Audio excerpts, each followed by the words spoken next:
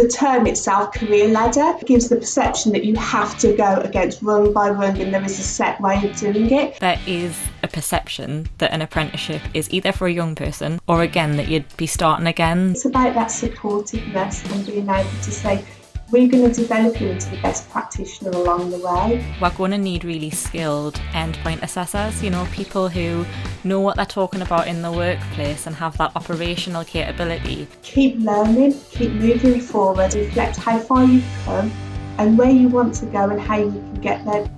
Hi, and welcome to Podcash, the portable CPD and best practice podcast from Cash. My name's Dawn and I'm the editor of Cash Alumni, the fastest growing network of current and future professionals in care, health and education. You can join us for free at cashalumni.org.uk and get access to articles from subject specialists and experts, e-learning to a discount and benefits scheme, and lots of support with career development and your future growth. I'm Fay Gibbin and I've worked for many years in the early years sector, probably over 20 years now. My passion has always been children and I started my career really early on as an apprentice in a single nursery. I absolutely loved working in that nursery, working with the parents and progressed quite quickly into a nursery manager of a small chain of nurseries and recognised really early on that I've also got a passion in teaching practitioners how to deliver exceptional childcare. And so trained as an assessor within that nursery as an IQA and then slowly moved across into teaching and learning for the biggest childcare provider in the UK, which is where I spent a lot of my career until most recently. Decided then it was time for a change and worked with awarding organisations on developing qualifications, writing materials, but also chairing and co-chairing the Level 2 and Level 3 Apprenticeship Standard. That's all really exciting, and I think especially to me as a careers advisor who often tries to explain to people that careers aren't linear anymore. You don't start off in a career and then just climb the ladder in that thing anymore. You can go over here and you can do a bit of that and you might decide that that's actually what you want to do and that you might want to do that as more of your time. Do you think there is still a perception that you have to pick what you want to do? I think there's that perception in every job that you have to go linearly through your career, that there is a career. I mean, the term itself, career ladder, gives the perception that you have to go against rung by rung and there is a set way of doing it. But one thing that we've really built into our apprenticeship programme when I headed up the apprenticeship programme is that it doesn't work like that, that there are opportunities and there are practitioners that still like to work hands-on with the children. Not everybody aspires to that next step, to be that room leader or to be that nursery manager, but actually they want to develop those skills, those knowledge that they've got and be an expert in a particular area, which is why we always ask them up front what they wanted to do to make sure that our apprenticeship programme really, really did meet those needs. And it might be that they wanted to be a Senko and that's the area that they wanted to be. They didn't necessarily want to go down management. They wanted to be a specialist on behaviour management. And it's about finding out from those practitioners what is it they want to be and move away from this. The only way that you can progress is to progress within up through management. But I also think I'm also a real advocate of practitioners using their skills and moving around the sector. Those skills are so needed in other parts of the sector and really transferable. And again, training providers, that's what they need to be concentrating on when they do train their practitioners, is how can you develop those softer skills that can be working in the community, working with children in the community, or those practitioners that want to go to work as hospital play coordinators. And also one of the other areas that practitioners quite often want to move into is schools. There is always a perception of a school is going to be different. It's going to be 9 till 3. We know that's the perception. We know that's not the reality, but that's what they've got into their head as a teaching assistant. And it's about developing those skills so they can move around that sector more fluidly. Yeah, and I think there's probably quite a few people listening who have sort of just started to picture different places that they might want to work in when you're talking about being able to move their skills around the sector and try that in different areas. I think that quite often there's the idea that you have to start again if you're going to move into a different area. So, you entered into, for example, early years as a level 2 practitioner, and you started, your career there, or as you did as an apprentice. And there's that idea that if you then moved into a school or moved into like a hospital setting, that you have to go back to wherever it is that you started off, and that's not true. That those transferable skills really do transfer into all of those different places to sort of let you go in sort of sideways. And I think that's one thing that the new apprenticeship standards are different to the old framework, in they have got those behaviours built into the apprenticeship standard that are fairly common across the care sector in general, really. And so training providers now are developing those behaviours that are needed to be able to move across the sector, because they're much more obvious within the curriculums that are being put together. Yeah, definitely. I mean, that's one of the reasons that with Cash Alumni we decided to make the Cash Alumni service for everyone in care, health and education, particularly early years education, because all of those sort of career bits, they're all care and roles that all have very similar sort of behaviours, that idea that those sectors generally will recruit on that sort of values-based recruitment model, and a lot of it is about being able to prove who you are as well as what you do, and a lot of that is very intertwined, so to be able to give people a picture of all the different areas of the sector and where the similarities might be between those things is really helpful. And I think at schools they don't get the careers advice with all the cuts that are in schools. They don't necessarily always get the career advice that they need. And I always say to my daughter, you don't know what you want to be because you don't know what you want to be because you don't know what you can be.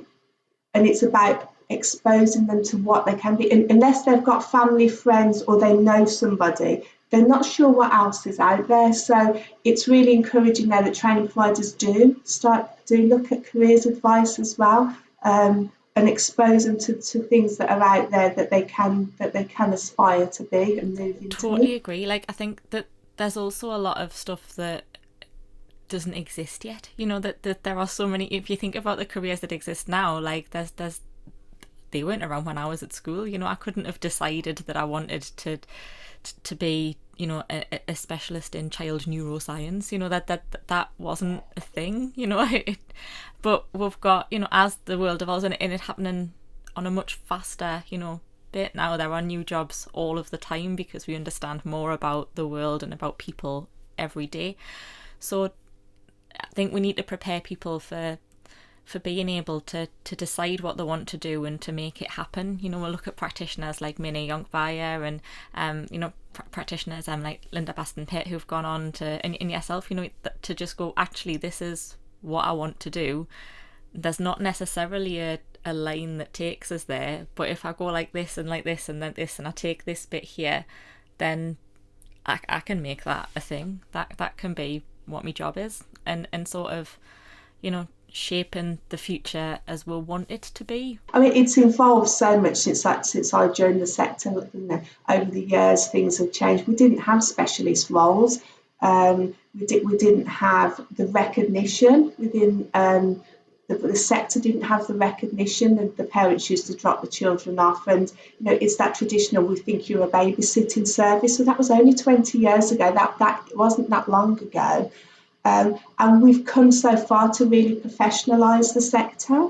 And that sector also includes nannies, because I know that's the last time that we met. We met at the Nursery World Show, and the nanny hub there was the start for nannies to be able to be recognised as part of the sector, not the lost sector. And also their campaign that they've got, Regulation Matters, where nannies need to be seen to be regulated, because at the moment it's quite concerning and quite worrying that they're not. I was really shocked when I found out, because it was a couple of years ago I went to the Great British Nanny Conference, and one of the nannies who was exhibiting there with the International Nanny Association was talking me through nannying as a career. And I mean, the idea that me, with my knowledge of childcare, having never worked with children or done anything with children, but having read articles on Cash Alumni, that's that I could probably pass the Ofsted test and register with Ofsted in like 20 minutes and be like, oh, I'm an Ofsted registered nanny, not, just, and you don't need to be Ofsted registered. You could just put an advert on Gumtree saying, I'm a nanny now. And that I found that really sort of shocking, in that there are so many really well qualified childcare professionals who can do, and at the moment childcare professionals at an entry level, still aren't particularly well paid. It's not, a well recognised job financially. There's so many passionate and well qualified childcare professionals who, I think, if they knew a little bit more about nannying, and actually that nannying isn't necessarily going to live with a posh family full time and doing their washing and all of the other stuff as well, that it's actually a really, nice job for the right sort of person. I think nannying is where the early years sector, like full daycare and regulated part of the sector, was probably about 10 years ago, where there was that lack of recognition, there was that lack of career recognition, there was a lack of respect for the qualifications that they hold. But I also think, having spoken to the nannies on that day in the nanny hub, they don't see themselves as the sector, as part of the sector either, which is a shame. It's sad to hear, and it's about encouraging them as well to get confidence in where they do sit. And that's probably because it's not mandatory for them to have a qualification or a recognised qualification. They don't have to be regulated by Ofsted, as you've just said. So they don't see their place and they don't see where they sit. And being part of the Regulation Matters campaign, that's one of the things that we're looking at, is looking at putting a framework together for their training to say that they have been trained in these areas, or they have got these qualifications, or they do follow these codes of conduct that we're putting in place. So it's exciting times for the nanny sector. Do you think part of that's about educating parents as well on how to sort of look for a nanny? It isn't that there's lots of things I think that we need to consider on that side of things as well, because talking to nannies in the sort of interviews that I've done with nannies and speaking to nannies at events and stuff, like, I think one of the things that's quite scary for nannies and thinking about all of the sort of paperwork stuff is that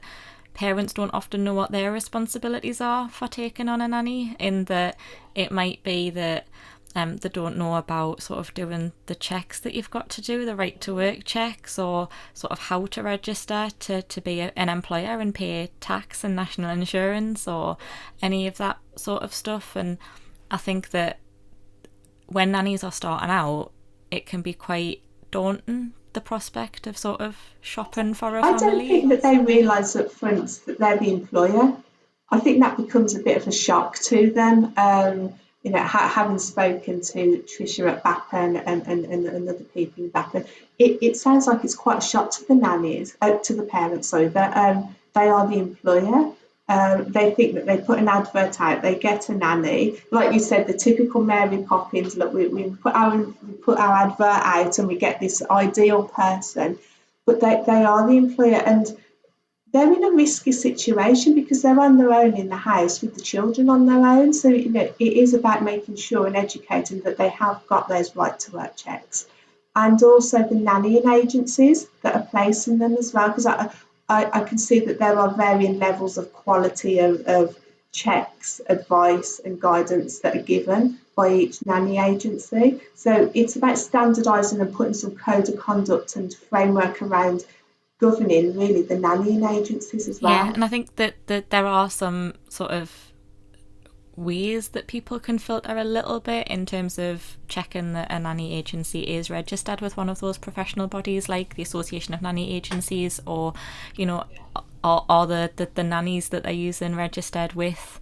Bappen or with any of where they are getting a little bit of support with that professional side of their business, because I suppose nannies are their own business. They're there to provide that service and to sell themselves to those families for them to then be employed. But in terms of their development and all of that stuff. I think that there is a little bit more freedom almost as a nanny to develop in a particular way. You know, we're seeing nannies that follow different route ways. I mean, how do you think people can decide, you know, how can they figure out which bits of the sector that they want to work in and try?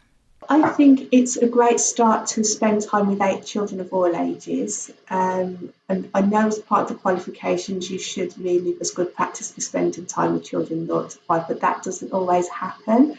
And it really is important that we do go from all those ages, because it might be that you find out that you like a particular age more than working with another age. But the only way you're going to know that is by trying it.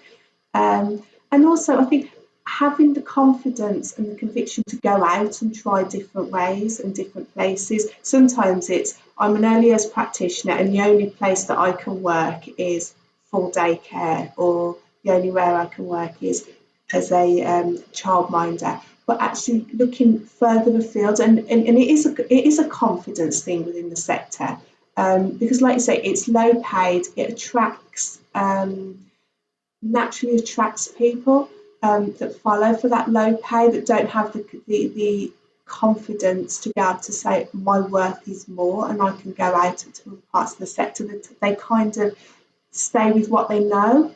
And I think it is about going out and just trying, just giving it a go and trying it, because it might be something that you really, really enjoy. I think I see that a little bit when I'm talking to people who want to do more and who are looking at maybe that sort of room leader or supervisor or sort of manager level job and going, oh, but I couldn't do that.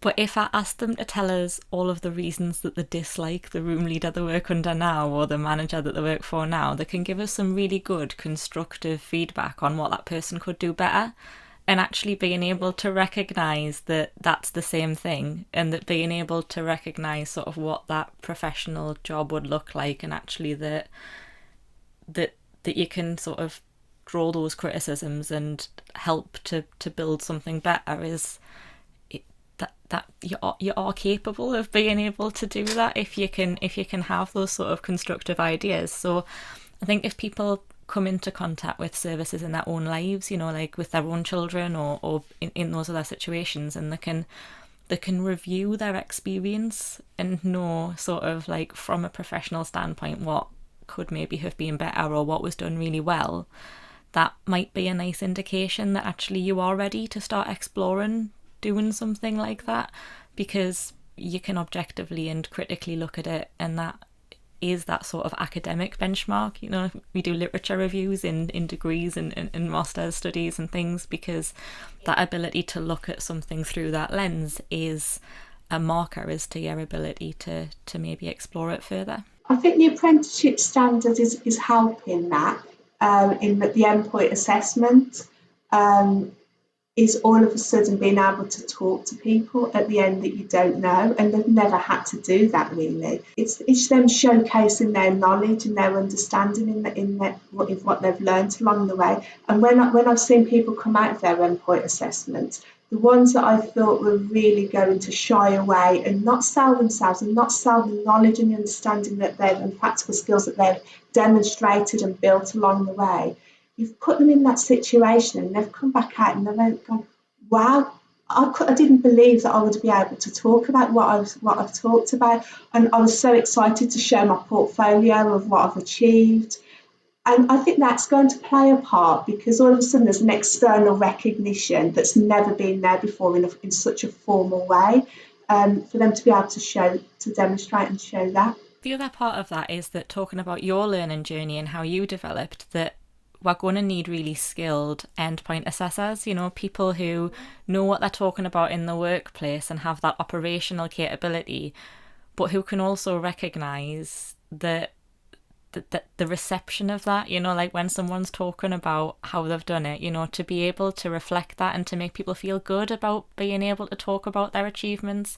So those people like yourself, whose passion is sort of moulding and shaping and helping other people to see their worth, there's a place for them in this sort of new future of being able to assess that stuff, because that warm person who will be able to sort of let people know that, yeah, this is good, Sharon, keep telling us the nice things, and to bring that out of people, that's going to be really important. I think that goes back to what you were saying earlier, wasn't it, about what jobs weren't around. And being an endpoint assessor is so different. The skills are very, very different to being an on-programme assessor. And I think, you've got to get their competency out in a short amount of time in a set way, whereas an on-programme assessor will look at that very differently. And if they're not competent, they go back, they revisit it, they go through different learning and make sure they've got the mentoring, the support that they need. But with an endpoint assessor, really, it's that snapshot in time to prove the competency, and the skills are very, very different.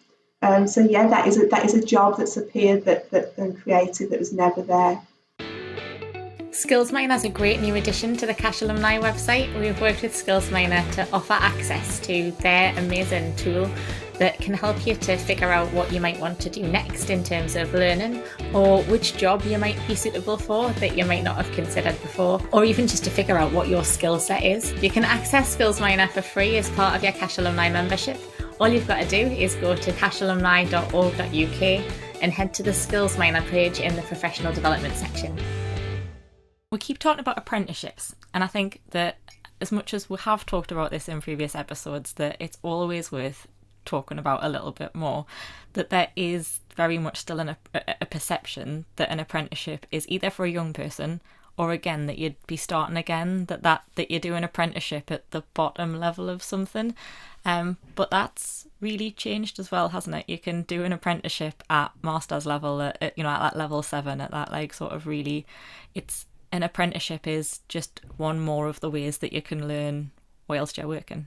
Absolutely. And you're right, apprenticeships, even the perception of them by parents, by schools, has always been, you start at a level 2, you work your way up. It's for the students that don't want to go and do their A-levels. But it's all very different now. And I think that's been really helped by the apprenticeship standards coming in and removal of the framework. So with the apprenticeship standards, we now see a lot more level 5s and 6s. Because the apprenticeship standard is linked to a job role, whereas previously it wasn't, it was linked to a qualification. So by linking them to job roles, it means that employers have chosen what job roles are available in their sector, but they've also then spent the time as a working group and in consultation with the sector to define what those skills look like, what those behaviours and what those knowledges look like within that job. So that's naturally opened up the levels, and because it's opened up the levels, it's meant that the funding around the apprenticeship is now available for the higher levels where it hasn't been before. So that was a real big turning point and landscape change for the apprenticeships when the frameworks came out, the apprenticeship standards came out. So yeah, that was a real needed, and particularly in the early years, because the level 2 and 3 has been developed. And is live and is out there. But the level 4, 5 and 6 are currently being looked at and being developed.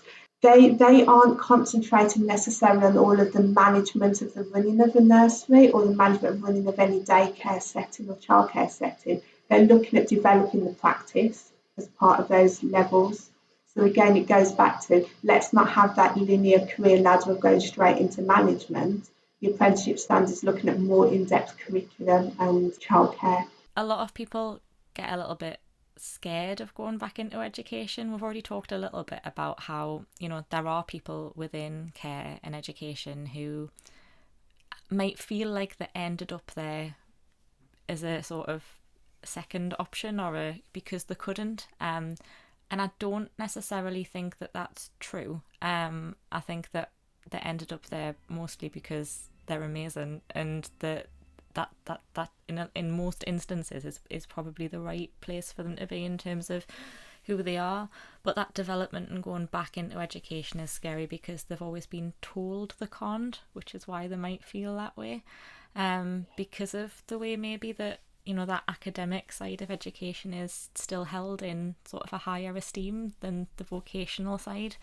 And like you're talking about apprenticeships being for kids who didn't want to do A-levels, but what's wrong with not wanting to do A-levels? What I don't understand why we still hold things in that sort of less good than. But in terms of then going back into education, that can make it quite scary, because we still think of it as being that classroom where people are going to look down on us or tell us that we've got it wrong. Or what is there, what can people do to ease themselves back in, or to maybe just show themselves that it's not as scary as they might think it is? I think it's the skillfulness of the training provider in being able to draw out the apprentices, demonstrating how they do their job, their knowledge and skills, making sure that they do that in a real nice, subtle, supportive way. It isn't about going in and saying, right, today I'm going to, and go with a checklist, because that's quite frightening. Anybody that's observed, anybody that is in that situation is going to find that frightening, no matter how many times you get observed. It's about that supportiveness and being able to say, we're going to develop you into the best practitioner along the way. And to do that, you are going to have feedback from me. It'll be very constructive. It'll help you build on your skills. It'll increase your confidence. But we're going to relate it to what you do as a job. We're not going to put you into a situation that you're unfamiliar with, because we'll have made sure that we work with your mentor before that point to make sure that they've spent time with you. You've observed people carrying out that role. You've sat with them, and so you actually understand why that activity, that task has been done that way. And before the assessor then even comes out to assess, they will have gone through that process of making sure that they are ready. And I think the 20% off the job training has always been there. But it wasn't until it started to be monitored and regulated that it became a little bit of a stumbling block.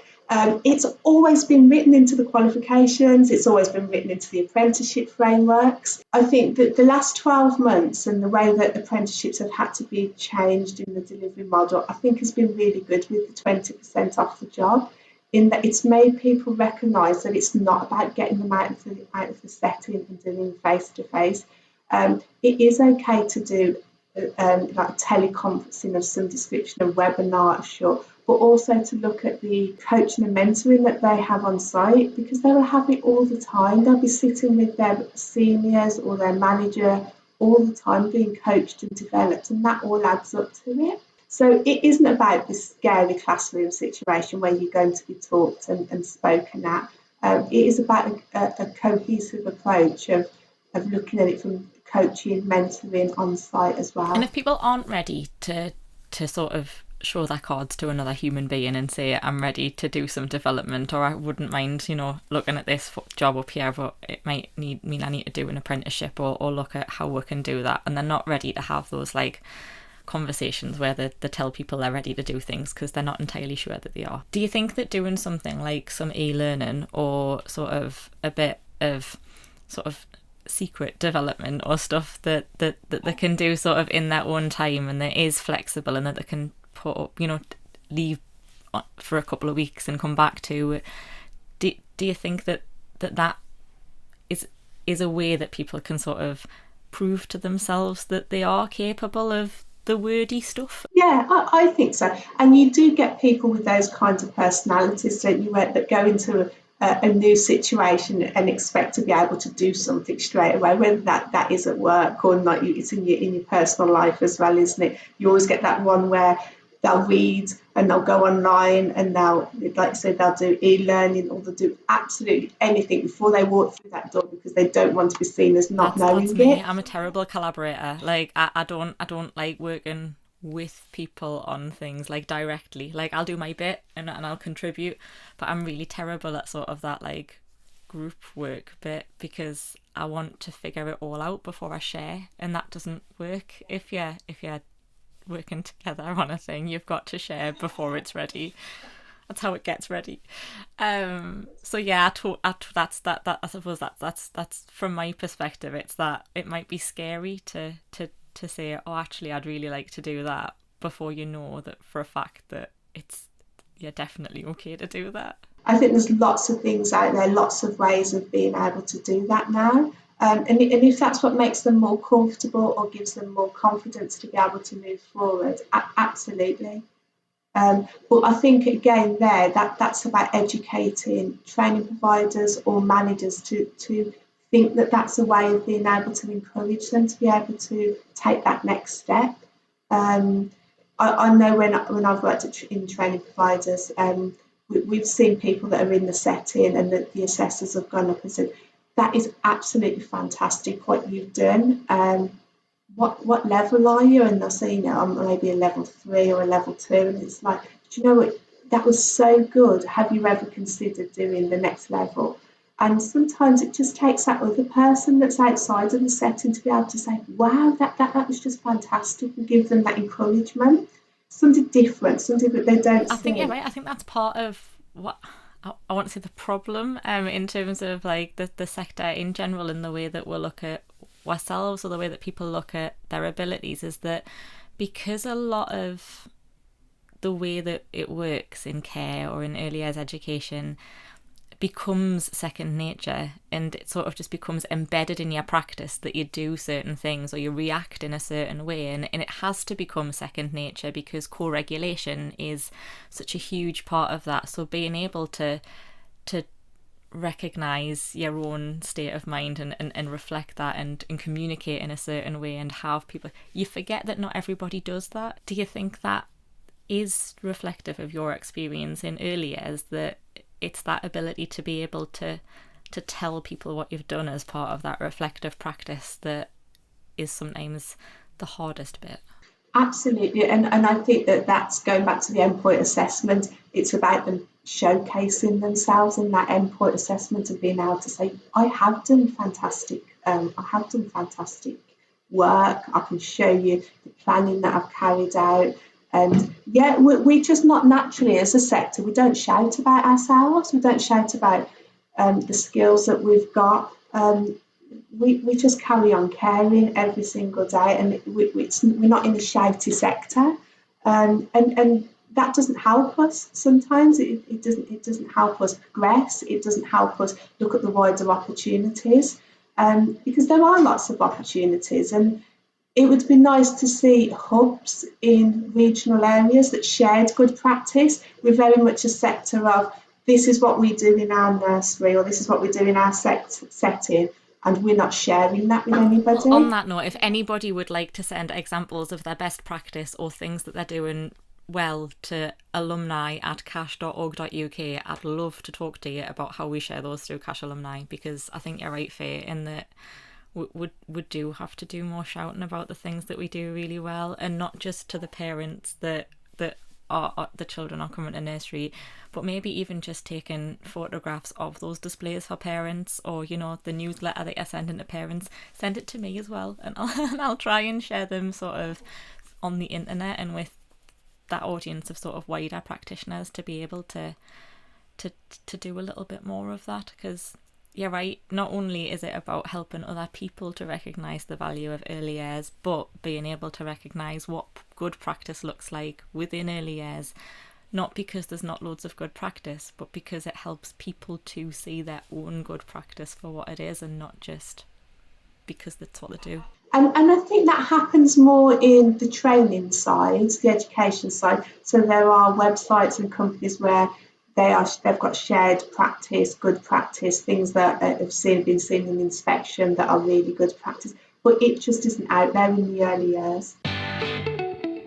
You obviously work in a role where you sort of work for a learning organisation, work helping to train people or helping people to train people to do that sort of stuff. Do you miss the sort of hands-on bit of working in the sector? Absolutely, but I keep my occupational competency up, so I love to go back in and work with the children. I absolutely love it, and I think you can't keep up with the changes in the sector without doing that. You have to live and breathe it. You're not going to know the challenges that those practitioners have on a daily basis and support them and help them if you're not in the middle. You think you do, you think you've got an idea, you can look at it from the outside, but actually unless you're working in that sector day in, day out, you don't appreciate the challenges and the good. There is absolutely fantastic practice out there. Absolutely, I do. Great. I mean, I think that's one of the things that people worry about when they look at development, isn't it? That, oh, well, I'm going to go off in this direction and I'll never get to do any of this fun stuff ever again, or any of this stuff that I really enjoy down here. But yeah, right, it is a huge part of that development to keep your practice up to date so that you are in the right place to tell other people how it works. And you've got the credibility as well that you can say to them, we know what you're going through because we've spent time in the sector and in the sector. And I think the other message there though is that it's not, people see this idea of that you learn upwards, so like the level 2s learn from people at level 3 or 4, and people at level 4 learn from people who are level 5 and 6, but you go back into settings with all of the learning that you've done and all of that sort of qualification base that you've got, and the fact that you train other people, you go back into settings to learn from those people at level 2 and 3 about how it is right now and what's changed since you did your level 2 and level 3. Children don't learn like that. Children learn, if you think of, I've done my dissertation when I've done my degree on the benefits of siblings, learning from each other, and how children learn from older children, from younger children. It's not about being with everybody that is at the same level, the same age as you. It's an experiences. It's about mixing up your classrooms, mixing up your groups when you're doing teaching, so the conversations happen from experience and position from different places. Yeah, and I'm loath to admit this as the smart older sister, but my younger sister has taught me so much as an adult that I never expected to learn from her, because mine and my sister's life experiences since we lived together have been completely different. She's got 2 children for a start, and I'm not doing that. So like our experiences have been completely different, and actually learning just from that different life experience from someone that I trust, to understand really what the different hurdles are that people face, and actually sort of the richness of the differences. So even in terms of like colleagues and friends, like we might come at issues from a different direction or have differences of opinions on something, and for me it's really fascinating to understand how they see it that way, and to be able to learn a little bit more about actually the topic that I thought I had a really firm understanding of and a really firm viewpoint on, to now think about how they came to their opinion and use that information. I might now feel differently about it, and I never expected to. I've seen it in practice. I went over to the Netherlands and spent some time in nurseries over there, and they do horizontal learning. So they deliberately mix the children's classes. So you have babies in a room with children up to 4, and they're all mixed up, and it was fascinating. It was absolutely fantastic to watch. The learning that took place was out of this world, and it was all so natural. It wasn't forced, and they don't go to school till they're 7, so the children have that experience right up till the age of 7 of learning from children of all different ages. I suppose that there are parallels there when we're talking about nannying, that there's a lot of obviously mixed age households that have nannies who have to have those amazing skills at developing both of those children and planning activities that satisfy both of those children. And I think there's a lot of parents learning now the value of being able to adapt things, and actually how difficult it is to plan learning activities that do all of the things that children need, whilst being able to still be engaging and fun and the patience and everything else that's required. Do you think that both the understanding is increasing through sort of the current situation that we all find ourselves in, but that maybe attitudes might change towards like childcare, towards that idea that that it's much more than that, and it's not just childcare, it is child development and teaching at sort of all of the levels. Do you think we are going to see a change? I think so. I think that the parents will have more of an understanding Because parents of young children, they're busy. If they're dropping them off at a setting, it's normally because they're going to work, so they don't have time to appreciate it. They would just see the setting as a convenient way for their children to be kept safe during that day. And I think there will be a lot more appreciation because the world has slowed down a little bit. They've been thrown into homeschooling and looking after their children during the day whilst trying to do the homeschooling and education. So I do think there'll be a real difference. I think when the Duchess of Cambridge released the Building Foundations for Life project that she's working on, one of the things that came out from that was that parents didn't always appreciate the role that early years played in the children's development, and the fact that their brain's development is the most rapid in 0 to 2. I think that will also help. It came at an absolute great time. I know it wasn't planned and scheduled to coincide with COVID, but I think it really will reinforce that importance of the early years from a parent's point of view. There is obviously a lot of stuff around like sort of the children's brain development and the speed that happens in those early years. Do you think people understand the physical development that's guided by early years practitioners in terms of supporting the development through even the way that children sit and move and sort of hold their weight to help them with that sort of stability and being able to develop muscles and hold all the different types of play to help to develop the motor skills in their hands to be able to hold a pen or a pencil? Because I don't think I'd ever thought about that at all until I started reading all of the articles on things like loose parts play and Play-Doh and it not just being about brains and creativity and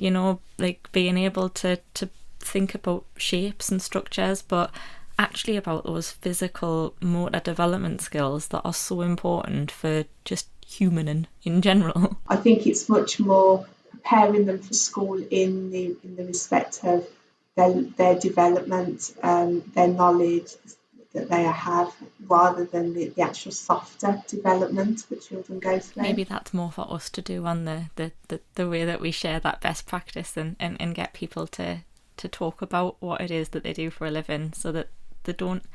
I find it really disheartening when I talk to people who work in early years, when I say, so what do you do? And they go, I just work in a nursery, or I just work in childcare. And it's my least favourite word, like, for anyone. I don't think anyone just does anything. I think that there's huge amounts of skill in all the jobs. I think we're seeing that a little bit with supermarket workers at the minute, that idea that not only are they going out and putting themselves at risk every day, but that there are now lots of applications for supermarket jobs, and actually supermarket workers have quite a high skill set in terms of their ability to manage queues and people and logistics and to do that sort of stuff, but in the same way as childcare workers and people working in early years and in education in general, they've got to bring their whole selves to work every day. They can't come and pretend, you can't take it out on the people that you're working with, and you have to still be able to process all the things and keep going, and you can't just